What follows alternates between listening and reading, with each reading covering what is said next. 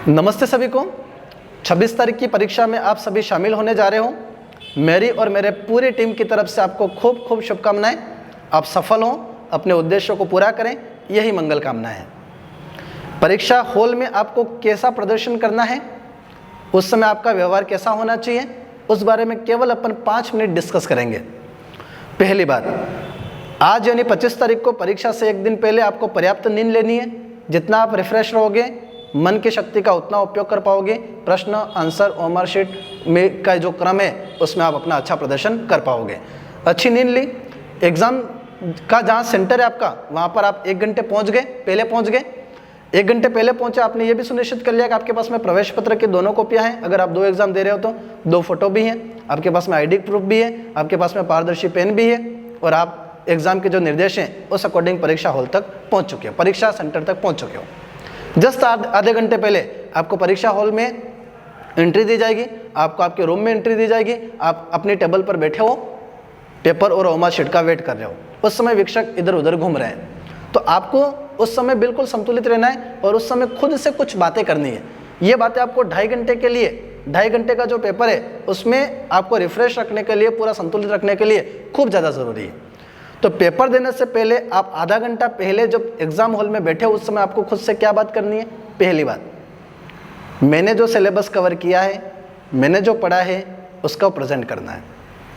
Selection हो न हो, रैंक कितनी आएगी, मेरिट कितने तक जाएगी, मेरा सिलेक्शन होना चाहिए, ये सभी बातें अभी एक बार साइड में रख देनी है। परीक्षा हॉल में 2.5 घंटे तक वो एक भी बात अपने माइंड में नहीं आनी चाहिए। अपन अपने दिमाग में यही सोचना है कि इस 2.5 घंटे के दौरान मैंने जो इतने महीनों, इतने सालों तक तैयारी की है और मैंने जो सिलेबस को अच्छी तरह से कवर किया है, उस सिलेबस को कवर करने के आधार पर एक एक प्रश्न को अच्छी तरह से पढ़ना है, आंसर को सही तरह से निकालना है और ओमर शीट में फिलअप करना है। बस मुझे अभी 2.5 घंटे इसी पर फोकस करना है। तो 2.5 घंटे तक आप इसी तरह प्रश्न पर ही अपना मन पूरा का पूरा केंद्रित रखोगे, आंसर निकालने में ही अपना पूरा का पूरा मन केंद्रित रखोगे। दूसरी कुछ भी बातें आपके मन में आनी नहीं चाहिए, बिल्कुल संतुलित उस समय आपको रहना है। दूसरी बात, आपको ये थोड़ा सा ध्यान रखना है कि आपको जो पेपर मिलेगा, आपको जो पेपर मिलने वाला है, उस पेपर की साइज थोड़ी सी बड़ी होगी, ठीक है। तो आपको पेपर को देख करके ये नहीं सोचना है कि मेरे पास में तो समय केवल 2 घंटे 30 मिनट का है और पेपर तो इतना बड़ा कैसे होगा। तो पेपर, रीड का पेपर बहुत मोटा आता है, मान लो एक तरह से वो किताब ही होती है। तो आपको ये नहीं सोचना है, क्योंकि उसमें भाषा फर्स्ट में हिंदी अपनी अगर होगी तो उसमें भाषा फर्स्ट में पंजाबी के भी प्रश्न होंगे, सिंधी के भी होंगे, उर्दू के भी होंगे, गुजराती के भी होंगे, सभी भाषाओं के प्रश्न आएंगे। लेकिन अपन को तो भाषा फर्स्ट में अपनी हिंदी या अंग्रेजी जो अपने ले रखी वही करना है। तो अपन को ये देखना है कि ये भले पेपर किताब की तरह है, लेकिन इसमें मेरे काम की केवल 150 प्रश्न हैं, मुझे 150 प्रश्न करने हैं। उस 150 प्रश्न के लिए मेरे पास में 2.5 घंटे का समय पर्याप्त है, ये भी पहले ही सोच लेना है। फिर आप ओमर शीट को ध्यानपूर्वक निर्देशों को पढ़ करके ओमर शीट की फॉर्मेलिटीज़ को आप पूरा करोगे। ओमर शीट की फॉर्मेलिटीज़ को पूरा करने के बाद अब आप ये सुनिश्चित करोगे कि आपके पेपर में कितने भाग हैं। अगर आप रेट लेवल 2 आर्ट्स के स्टूडेंट हो तो आपको पता होना चाहिए कि आपके पेपर में जो 150 नंबर के क्वेश्चन आने वाले हैं, 150 क्वेश्चन आने वाले हैं, उसमें 1 से 30 क्वेश्चन बाल विकास के रहेंगे।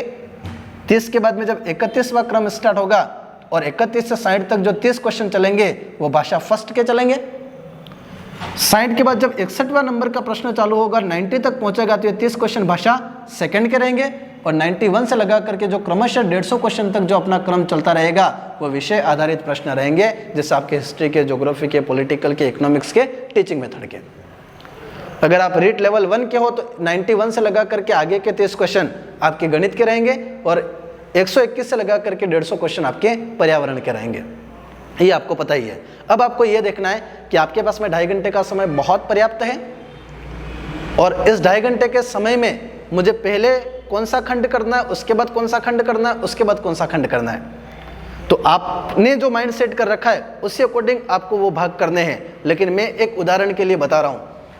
जैसे आपने फर्स्ट में भाषा फर्स्ट को ले लिया और भाषा सेकंड को ले लिया, तो भाषा फर्स्ट को करने में आपके 25 मिनट लगे, भाषा सेकंड को करने में आपको 25 मिनट लगे। तो आपने 50 मिनट में 60 क्वेश्चन कर लिए हैं। अब आपके पास में पर्याप्त समय भी बचा है और केवल 90 क्वेश्चन बचे हैं। तो अगर आप 40 मिनट में कर लेते हो, 45 मिनट में कर लेते हो या 50 मिनट में कर लेते हो, सपोज आपने 40 मिनट में दोनों भाग कर लिए, तो 40 मिनट में दोनों भाग करने के बाद आपको ये कॉन्फिडेंस आ जाएगा कि 150 जो क्वेश्चन थे उसमें आपके 60 क्वेश्चन हो गए, दोनों भाषा के क्वेश्चन हो गए। अब आपके पास में पर्याप्त समय है और अब इस पर्याप्त समय में मुझे आगे के खंडों को कवर करना है। दूसरी बात, जब आप 31 से 60 क्वेश्चन भाषा फर्स्ट के करोगे, पिछली रीट में यह क्रम चल रहा था, इस बार भी यही चलने की पूरी संभावना है, लेकिन कुछ बदल जाए तो आप पेपर आएगा तभी आप उसको देख पाओगे। मैं एक एग्जाम्पल के लिए आपको बता रहा हूँ। 31 से 60 आपने भाषा फर्स्ट का प्रश्न कर लिए, उसके बाद में आप 61 से लगा करके 90 भाषा सेकंड को जब ढूंढने के लिए जाओगे, तो सपोज आपकी भाषा फर्स्ट हिंदी है, आपने 31 से 60 कर लिए, तो आप 61वां प्रश्न के लिए जाओगे तो आपको भाषा फर्स्ट के बाद में लगभग 7, 8, 9, 10 पेज उलटने पड़ेंगे, तब जाकर के आप भाषा सेकंड के कॉलम में पहुंच पाओगे। तो आपको उस समय कंफ्यूज नहीं होना है। भाषा फर्स्ट में 31 से 60 में उर्दू भी रहेगा, 31 से 60 में सिंधी भी रहेगा, 31 से 60 में गुजराती भी रहेगा, 31 से 60 में हिंदी भी रहेगा, 31 से 60 में अंग्रेजी भी रहेगा। आपको तो 31 से 60 में आपने जो भाषा फर्स्ट भर रखी है उसको करके आप जब 61वां प्रश्न करोगे, तो 61वें प्रश्न को करते समय आप जरूर देख लें कि 61वां प्रश्न आपकी भाषा सेकंड का ही पहला प्रश्न है। तो जब 61 आपने देख लिया और वो 61 भाषा फर्स्ट का पहला प्रश्न होगा, तो आपको ये पता चल जाएगा कि 61वां प्रश्न है और यहां से मेरी भाषा सेकंड स्टार्ट होती है। ठीक है, तो जैसे आपने भाषा सेकंड के भाषा फर्स्ट और भाषा सेकंड के दोनों भाग 20-20 मिनट में कर लिए, 40 मिनट में आपका दोनों भाग कवर हो गए। अब आप सोचो कि आगे आपको क्या करना है। तो आगे आप एसएसटी में चले गए, एसएसटी में आपने 91 से लगा करके 150 तक के क्वेश्चन को कवर कर लिया और यहाँ पर आपको 60 क्वेश्चन कवर करने में यहाँ पर लगभग आपके 50 मिनट लग गए। तो 50 मिनट में ये कर लिया, 50 मिनट में ये कर लिया, कितने हो गए? 1 घंटा और 40 मिनट में आपने लगभग 1 घंटा और 40 मिनट में 1 घंटा और 20 मिनट में लगभग आपने 120 प्रश्न कर लिए। अब अपने पास में 2 घंटे और 30 मिनट का समय है, आपने 1 घंटे 40 मिनट में 1 घंटे 20 मिनट में पूरा कर लिया। अब आपके पास में लगभग पौन घंटा, 45 मिनट, 50 मिनट, 55 मिनट, जैसा आपका पेपर हो रहा है उस अकॉर्डिंग आपके पास में टाइम बचता है। और अब आप बाल विकास की तरफ जाओ, क्योंकि बाल विकास के क्वेश्चन बहुत ज़्यादा अंडरस्टैंडिंग वाले होते हैं। हर एक क्वेश्चन को समझना पड़ता है, समझने के लिए टाइम देना पड़ता है। तो आप यहाँ पर रुक रुक करके क्वेश्चन को समझ करके आगे बढ़ोगे तो भी कोई दिक्कत जैसी बात नहीं है, क्योंकि आपके पास में पर्याप्त समय रहेगा और आपको ये पता चलेगा कि आपने मैनेजमेंट करते हुए आप आगे बढ़ रहे हो। आप तय समय पर अपना पूरा पेपर कर लोगे। वैसे समय बहुत ज़्यादा है, बस मैनेजमेंट के अकॉर्डिंग अपन को अपना पेपर करना है। दूसरी बात, परीक्षा हॉल में जो घड़ी लगी हुई है, तो 30 प्रश्न करने के बाद, 15-20 प्रश्न करने के बाद आपके जो जैसे जैसे आप प्रश्न कर रहे हो 40, 50, 60, 70, एक बार घड़ी को ज़रूर देख लें कि कितने टाइम पर इतने प्रश्न हुए, अब कितना टाइम बाकी है, ताकि आप उस समय अपने आप को खुद को मैनेज करते हुए आगे बढ़ सको। ये तो रही बात कि आप कैसे कैसे कौन से खंड को कैसे करोगे। मैं कह रहा हूँ कि पहले ये करना, उसके बाद ये करना, उसके बाद ये करना और उसके बाद ये करना, ये मेरा गणित है। लेकिन आपको भी लगता है कि नहीं, मैं पहले ही मनोविज्ञान को समझ सकता हूँ, बाद में मनोविज्ञान मुझे समझ में नहीं आ सकती है, तो आप पहले मनोविज्ञान को करो। लेकिन ध्यान रखना कि आप टाइम का बराबर मैनेज कर सको। ठीक है। दूसरी बात, अब इसमें माइनस मार्किंग नहीं है। तो अगर पहले क्या होता था कि माइनस मार्किंग जो सेकंड ग्रेड के फर्स्ट ग्रेड के पेपर होते हैं उसमें माइनस मार्किंग के जो पेपर होते थे, उसमें अगर ऐसा क्वेश्चन जो अपन को समझ में नहीं आ रहा है, 2 ऑप्शन में अपन उलझे हुए हैं, तो अपन उस क्वेश्चन को गोला मार करके छोड़ देते थे कि मैं क्रम से आगे बढ़ रहा हूँ, राइट लगा करके आगे बढ़ रहा हूँ, इसमें गोला लगा देता हूँ मैं, ताकि मैं वापस रिटर्न होऊंगा तब क्या पता मुझे ये प्रश्न वापस याद आ जाए, 2 में जो कन्फ्यूजन है वो कन्फ्यूजन मेरा सुलझ जाए, उस समय मेरा माइंड काम करने लग जाए, इस प्रश्न को समझने लग जाऊँ। ठीक है। तो इसमें तो क्या माइनस मार्किंग है नहीं, तो आप उस समय हैंड टू हैंड कर दो तो भी कोई दिक्कत नहीं, और आप गोला लगा दो और सेकंड राउंड में करने आओ तो भी कोई दिक्कत नहीं है। आप उस समय किस तरह से सेट करते हो वो आप पर डिपेंड करता है। ठीक है, आगे चलते हैं। फिर अब आप जब प्रश्न करो तब आपका मन पूरा का पूरा यहाँ रहना चाहिए। हर 25 मिनट में 20 मिनट में आप मन को आदेशित करोगे कि मन की जो ऊर्जा है वो पूरी की पूरी प्रश्नों को समझने में लगनी चाहिए। कैसे? जैसे कि एसएसटी का एक प्रश्न है, निम्नलिखित में से कौन सा अधिकारी मुगल काल में भू राजस्व व्यवस्था से संबंधित नहीं है? 1, 2, 3, 4 ऑप्शन है। अपन ने प्रश्न को पढ़ा कि भू राजस्व व्यवस्था मतलब कर वर लगान वगान वाले का तो सबसे बड़ा अधिकारी दीवान होता है, और अपन ने वो नहीं है देखा ही नहीं है, डायरेक्ट दीवान को देख करके दीवान का गोलम भर दिया। फिर बाद में पता चला कि यार यहाँ तो भू राजस्व व्यवस्था से संबंधित नहीं है, कर व्यवस्था लगान व्यवस्था से संबंधित नहीं है, ये पूछा है तो दीवान तो है सबसे बड़ा अधिकारी, आमिल भी कर व्यवस्था से संबंधित है, कानून को भी कर व्यवस्था से संबंधित है, ये मीर बख्शी सैन्य व्यवस्था से संबंधित है, या आंसर तो मीर बख्शी आता था। लेकिन क्या हुआ, अपने संतुलित होकर के उस प्रश्न को नहीं पढ़ा। तो आपको क्या करना है, जब भी आप प्रश्न पढ़ो तब अपनी मन की पूरी ऊर्जा उस पर लगानी है।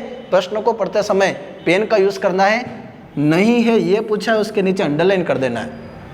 भू राजस्व व्यवस्था के बारे में पूछा, उसके नीचे अंडरलाइन कर देना है, ताकि अंडरलाइन करते हुए अपन प्रश्न को पढ़ेंगे तो पता चलेगा कि प्रश्न ये मांग रहा है, ताकि अपन इजी तरह से उस आंसर तक पहुंच जाए। फिर गोला भरते समय यहाँ पर देख लेना कि ये कौन से नंबर का क्वेश्चन था, ये 121वें नंबर का क्वेश्चन था। तो फिर यहाँ पर ओएमआर शीट में देख लेना कि मैं 121वें नंबर पर बराबर फिलअप कर तो रहा हूँ। इस तरह से आपको प्रश्न को समझने में विशेष ध्यान रखना है, क्योंकि आपने जो पढ़ा है वो सही होगा जब आप प्रश्न को समझने में थोड़ी देर ठहरोगे और अच्छी तरह से प्रश्नों को समझोगे।